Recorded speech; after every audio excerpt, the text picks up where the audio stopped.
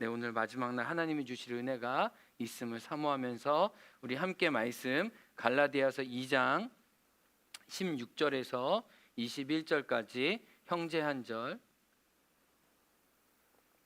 자매 한 절씩 교독합니다. 형제들 시작.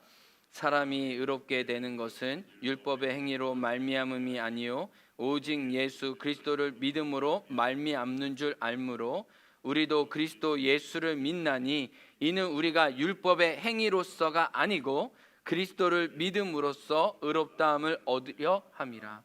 율법의 행위로서는 의롭다함을 얻을 육체가 없느니라. 만일 우리가 그리스도 안에서 의롭게 되려 하다가 죄인으로 드러나면 그리스도께서 죄를 짓게 하는 자냐? 결코 그럴 수 없느니라.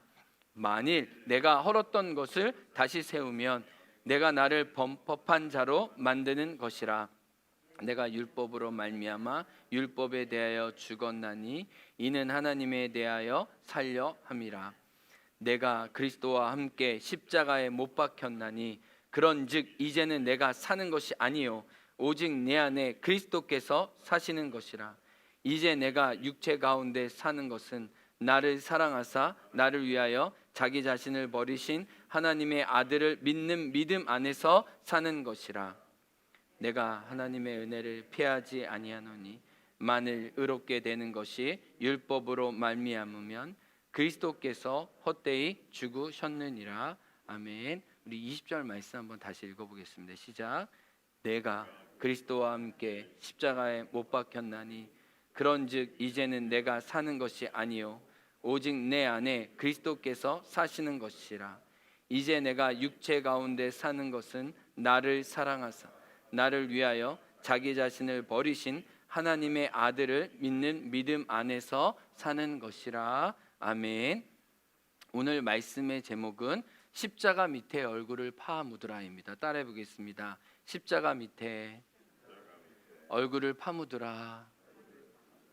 네, 오늘 말씀 처음은 어제 이야기했던 우리 신라 위시의 이야기를 더함으로 설교를 시작하려고 합니다.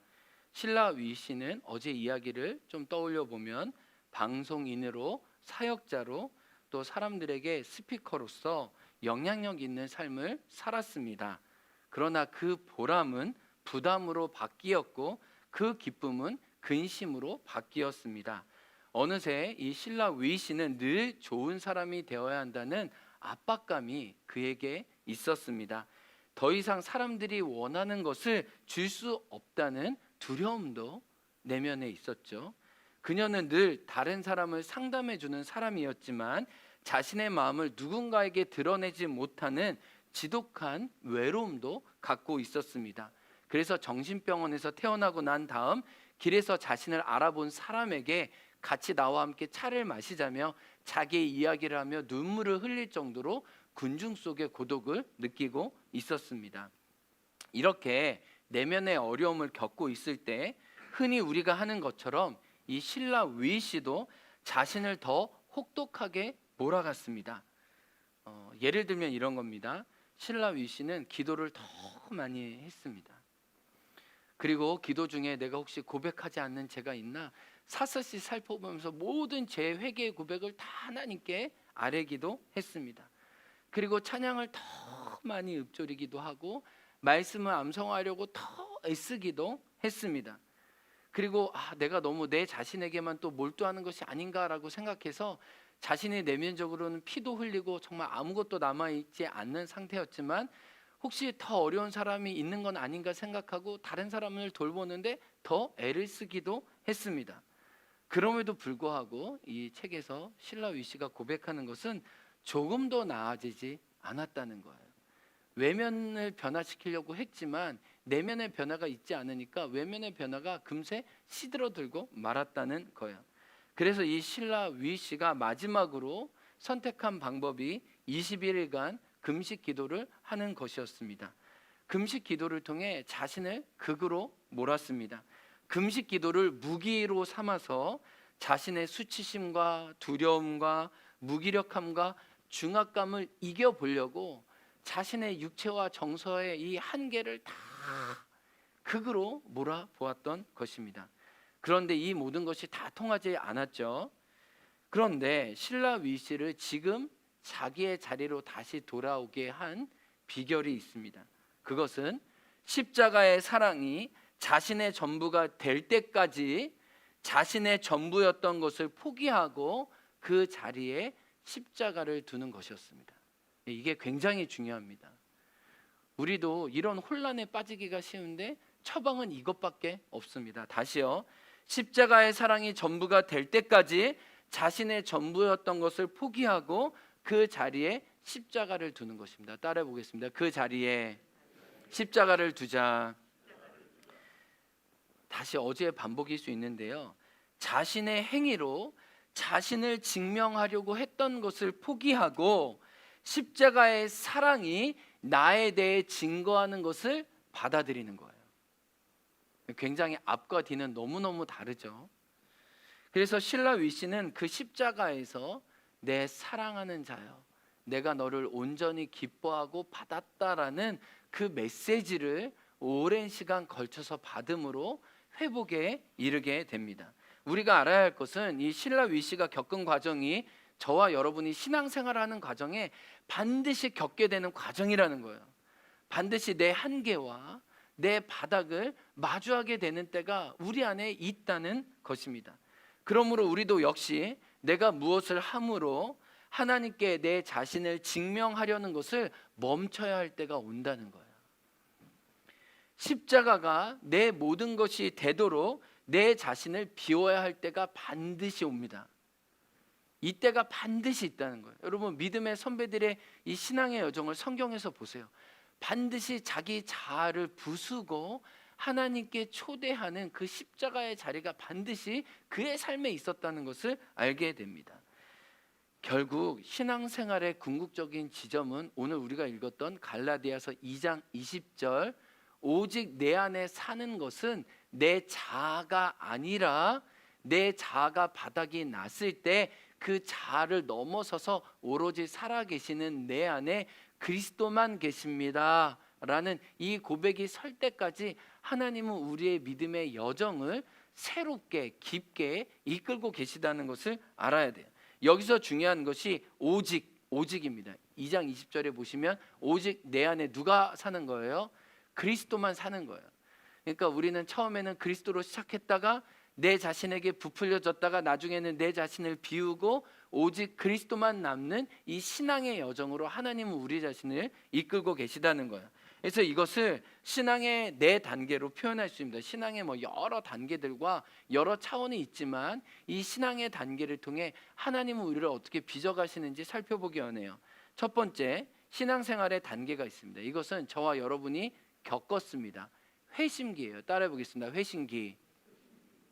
이때는요, 제일 중요한 게 십자가의 사랑을 알았다는 거예요.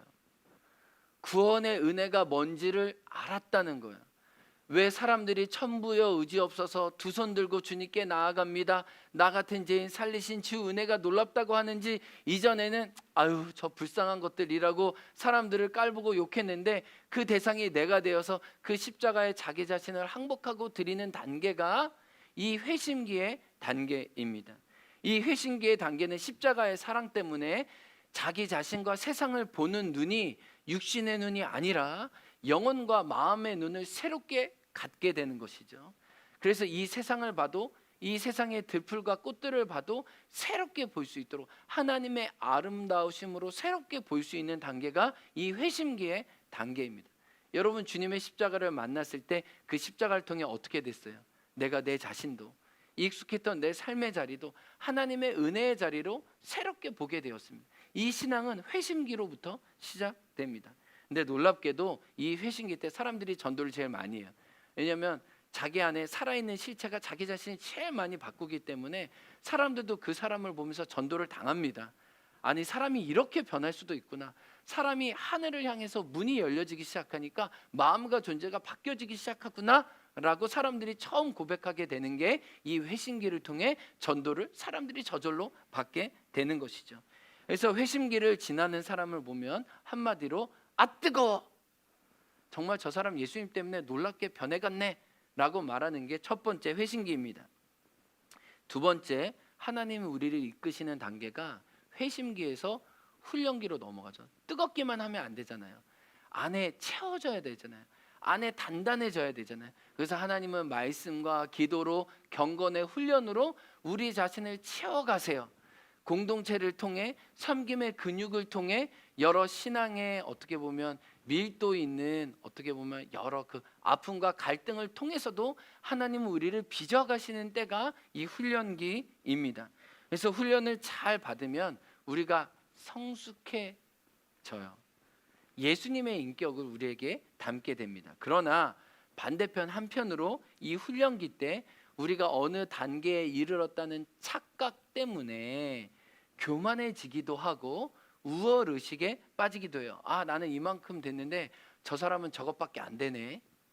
여러분, 우리 아이들 보세요. 우리 아이들이 뭐 한다 싶으면은 뭐 하지 못하는 사람 이렇게 비교하고도 이것밖에 안 돼 이잖아요. 다 이런 게 훈련기 때 뭔가를 이렇게 알아가면서 내가 어느 지점에 도달했다고 생각하지만 실제로 하나님 보실 때는 아직도 저 아래에 있는 거죠. 요한복음 21장과 이 마가복음을 보면 제자들은 훈련을 받으면서 끊임없이 교만했어요. 끊임없이 우월의식을 가졌어요. 근데 그게 제자의 모습만 아니라 훈련 가운데 성장하면서 한편으로는 비교와 열등의식과 우월의식에 빠지는 우리의 모습이도요. 반드시 훈련기를 거치지만 내면에 이 혼란이 있다는 거 우리는 기억해야 돼요. 그리고 세 번째 단계로 넘어갑니다. 바로 활동기예요. 훈련을 잘 받았기 때문에 이 훈련기가 영적 뼈대를 형성한다면은 이 활동기는 영적 근육이 있어서 힘을 놀랍게도 발휘하는 때입니다. 이것은 사람들에게 영향력을 미치는 때예요. 그래서 내가 무엇을 주고 어떤 일을 하는 것에 초점이 많은 경우 맞춰져 있습니다. 그래서 주님보다 앞서지 않아야 되는데 주님보다 앞서게 되는 경우가 많이 그 오류가 많이 발생하는 때가 이 활동기예요. 이 활동기의 가장 큰 문제는 십자가의 뿌리를 두고 성령의 바람에 따라 움직이는 것보다 내가 내 힘과 내 자아와 내 경험과 내 판단과 내 의지로 주님을 위한 일들에 열심을 내는 것이 오히려 더 문제라는 거예요. 그러니까 이때는 무엇을 안 하는 게 문제가 아니라 무엇을 하는데 내 자아가 주님보다 더 앞선 것이 문제라는 거예요. 이것을 가장 잘 보여주는 것이 마르다였죠. 마르다는 예수님이 자기의 집에 방문하셨을 때 예수님을 위한 활동으로 예수님에게 자기의 의로움을 내세웠습니다. 그래서 예수님께 동생을 좀 꾸짖어 달라고 예수님을 조종하는 사람이 되었습니다. 그 결과 마르다는 예수님께 음식을 대접할 수 있는 기회는 가졌지만 예수님과 마주하는 결정적인 시간은 갖지 못했어요. 그래서 놀랍게도 성경은 어떻게 말하고 있냐면 예수님의 발치에 있었던 마리아는 예수님을 위한 옥합을 깨트렸는데 그리고 복음이 전해지는 것마다 그 깨어졌던 옥합의 이야기가 증거되고 있는데 마르다는 한 끼 식사만 대접했다고 이야기하는 거예요. 그러니까 결국은 주님이 가장 원하셨던 일을 활동기에 있는 사람은 하지 못한다는 거예요. 주님을 위한 많은 일을 하는 것 같지만 주님이 원하시는 바로 그 한 가지는 놓치기 쉬운 때가 이 활동기라는 거예요. 가장 큰 문제는 내 활동이 내 앞에 계신 주님보다 앞서는 일이 우리 신앙 여정에 너무 많이 있다는 거예요. 이거는 마르다의 얘기가 아니라 정말 저의 이야기고 주님을 오랜 시간 열심히 따른 우리 성도님들의 이야기일 수 있다는 거예요. 그렇게 주님을 위한 활동들에 몰두하다 보면 신라 위실처럼 우리 안에는 우울증, 두려움, 또 수치심, 적대감 이런 것들 내면의 불순물들이 가득 차이게 됩니다. 왜요? 내 의로움은 나를 한계로 몰아가게 돼 있어요. 내 바닥을 자꾸 보게 되어 있다는 겁니다. 엘리야도 결국 그랬잖아요. 그래서 하나님을 위한 활동들이 너무 컸는데 그 활동들이 크다 보니까 자기 자아가 너무 부풀려져서 그 자아 끝에 자기 바닥을 보게 되는데 외로움과 두려움과 수치심만 남으니까 하나님께 뭐라고 얘기해요? 이게 진짜예요. 하나님 나 죽여주세요. 나 죽는 게 더 나아요. 그러니까 결국은 하나님을 위한 활동들로 내 자아가 너무 커지다 보면 우리는 이런 우리 안에 이 밑바닥 내 자아가 결국 만드는 내 의로움의 한계를 고백할 수밖에 없다는 거예요. 그런데 주님은 이 자아가 너무 커진 이 활동기 이후에 우리를 그 다음 단계로 이끌어 주세요. 이게 제가 오늘 여러분과 나누려고 하는 말씀의 주제예요. 오늘 갈라디아서 2장 20절도 그렇고 하나님이 우리를 마지막으로 이끄시는 단계가 이 단계인데 십자가 안에 머무는 단계입니다. 따라해 보겠습니다. 십자가 안에 머무는 단계. 이건 활동기가 아니라 안식기예요. 안식기. 이것은 다시 회심기 때 나에게 생명을 준 십자가로 돌아가는 거예요. 내가 주님을 위해 무엇을 했던 것이 중요한 것이 아니라 주님이 나를 위해 한 일에 내 자신을 계속해서 반복적으로 오랫동안 맡기는 단계예요. 활동기 때 나를 규정했던 일들과 사역과 그 행위들을 멈출 수 있고 수고하고 무거운 짐진 자들아 다 내게로 오라 내가 너를 쉬게 하리라는 이 쉼의 초대에 온전히 내 자신을 맡기는 거예요. 나는 그분 안에 있고 그분은 내 안에 있는 온전한 연합의 단계가 십자가 안에 머무는 단계라는 거예요. 하나님은 활동기를 통해 활동기의 한계를 마주하고 난 다음에 반드시 우리를 이 십자가 안에 있는 이 안식기로 우리 자신을 초대한다는 것을 주님은 알려주세요. 이 단계는 놀랍게도 내가 주도권을 갖는 단계가 아니고 나는 전적으로 수용적으로 나는 기다리고 하나님에게 응답하는 관계가 전도돼요. 이전에는 내가 앞섰는데 이제는 내가 주님이 무엇을 하시는 일에 기다리고 귀만 열어드리는 단계로 우리의 신앙의 여정이 바뀌게 된다는 거예요. 모세가 떨기나무에 불이 붙었던 것을 보았던 것처럼 십자가 안에 머무는 단계는 내가 붙이는 불이 중요한 것이 아니라 하나님의 어떤 불을 붙이시고 그 불 아래서 내가 내 신발을 벗고 그분 앞에 무릎 꿇고 예배하고 내가 아무것도 아니라고 고백하지만 내가 아무것도 아닌 것 가운데 하나님이 나의 모든 것이 되시는 놀라운 역전의 현상을 경험하게 되는 것이 이 십자가 안에 머무는 단계인데 주님은 이 단계로 저와 여러분을 오늘 아침에도 초대하신다는 거예요.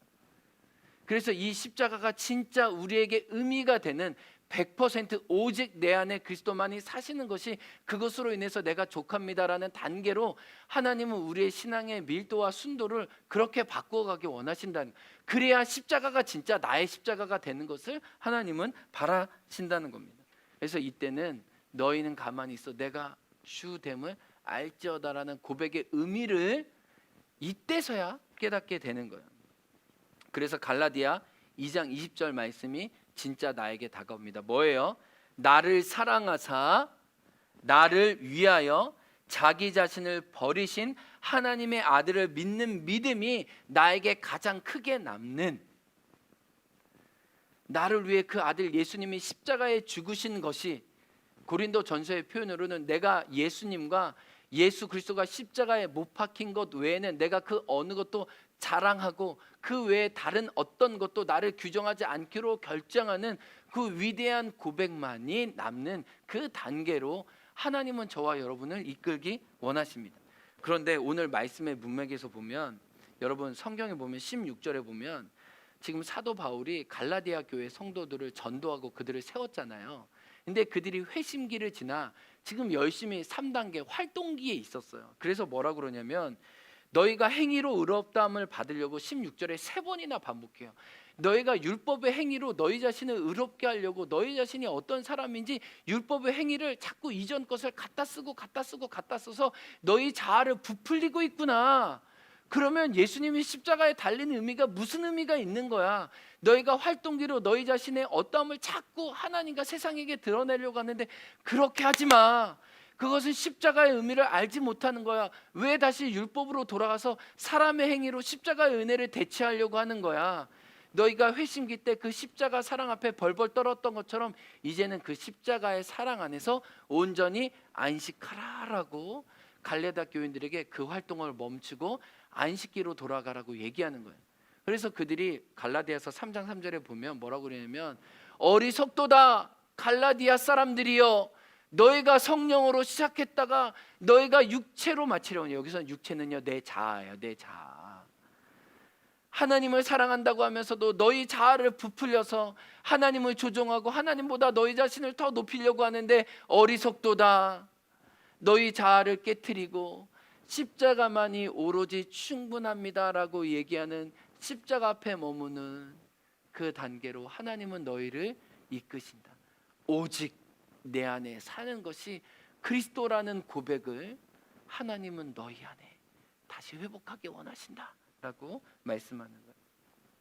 사랑하는 성도 여러분, 기억하십시오. 주님은 저와 여러분을 이 러닝머신에 두고 열심히 뛰고 미친 듯이 뛰고 그것으로 끝, 이런 분이 절대 아니에요. 반드시 우리가 러닝머신에서 뛰는 것처럼 주님을 위해 활동기가 있어요. 반드시 있어요. 주님을 위해 왕성하게 활동할 때가 있습니다. 그런데요, 그때 우리가 반드시 기억하는 게 내 바닥을 보겠구나. 내 자아가 지금 너무 부풀려졌구나. 아, 이러다가 내가 큰 코 다치겠구나. 모세도 그러고 엘리야도 그래. 그때 우리는 반드시 기억해야 돼. 빨리 십자가 밑에 엎드려야 돼. 내가 십자가 밑에 얼른 얼굴을 파묻어야지. 그 십자가가 오직 내 안에 사십니다라는 고백이 진짜 될 때까지 내가 어떤 것도 하지 말아야지라는 이 결단과 이 고백이 우리 안에 필요한 것입니다. 신라 위시가 정신병원에서 입원하고 난 다음에 깨닫게 된 것이 있어요. 내가 정말 살 곳은 한 곳, 십자가 밑에 내 자신의 얼굴을 파묻는 것이었습니다. 그래서 제가 이 말씀에서 오늘 말씀의 제목을 따왔어요. 신라 위시가 정신병원에서 뭐를 고백했냐면, 내 자아가 너무 세상 속에 커져서 하나님보다 내가 얼마나 좋은 사람인지 거기에 더 집중하게 되었을 때, 아니 주님을 위한 왕성한 활동 속에 그는 밑바닥을 보았을 때 자기가 살 한 밑바닥을 보았는데 그 밑바닥이 십자가 그늘 아래에 내 자신을 파묻는 것이었다는 거예요.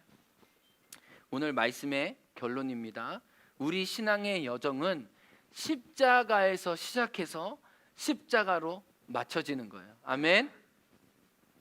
오늘 본문 사도 바울을 통해 해주시는 것은 우리가 항로를 이탈해서 내 육체의 어떠함으로, 내 자아의 어떠함으로 십자가를 대신하려고 할 때 우리는 반드시 우리 밑바닥을 치게 될 것이라고 경고하면서 도리어 그 경고를 통해 우리를 초대하고 계시는 거죠. 십자가가 오직 내 안에 살고 계십니다. 그 십자가의 의미가 온전히 내 것이 될 것까지 우리는 주님을 떠나지 말고 그 안에 충분히 머금으로 갈라디아서 2장 20절 오직 내 안에 그리스도만 사십니다라고 증거하고 자랑할 수 있는 저와 여러분이 되길 주의 이름으로 축복합니다. 오늘은 우리가 이 찬양으로 오늘 말씀의 응답을 드리고 싶어요. 찬송가 415장입니다. 십자가 그늘 아래 나 쉬기 원하네. 저 햇볕 심이 뜨겁고 또 내 짐이 무겁지만 이 광야 같은 세상에 늘 방황할 때 주 십자가의 그늘에 내 쉴 곳 찾아